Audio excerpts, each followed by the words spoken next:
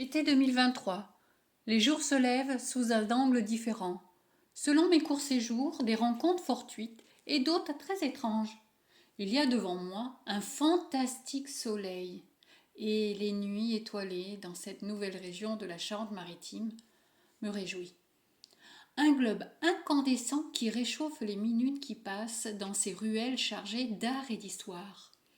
Avec mes consultations et mon tourisme déambulant en Charente-Maritime, je découvre le beau, le bon et le bien, et bien sûr son contraire. L'environnement est pour beaucoup dans les changements, les perturbations.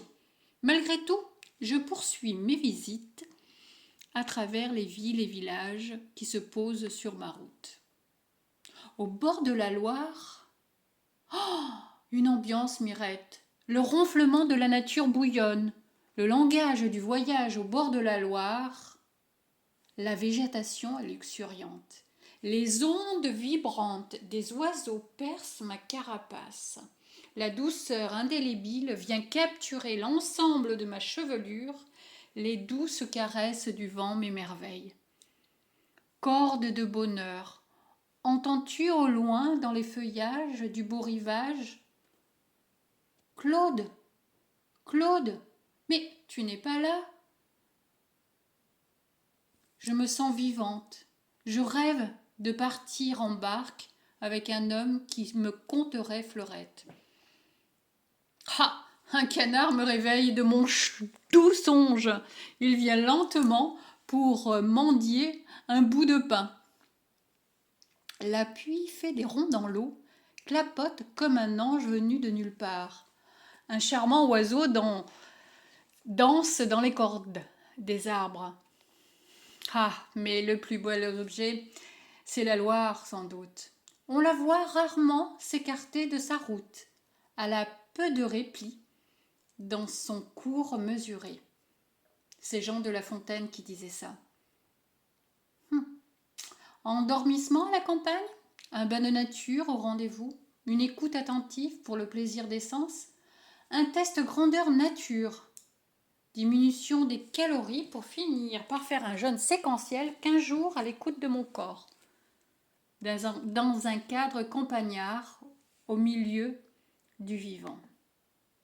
Oh, Mylène Farmer, le vertige d'être vivant, bien sûr, le vertige de vivre, plus loin, plus haut, l'extase et l'immensité. Au cœur de la Charente, posé dans un cadre bucolique, verdoyant, au calme le plaisir de lire notre cher Monet, pour le plaisir de découvrir sa vie enrichissante, pleine de tourments dans ce calme intemporel, dans un domaine où l'autre est plaisant.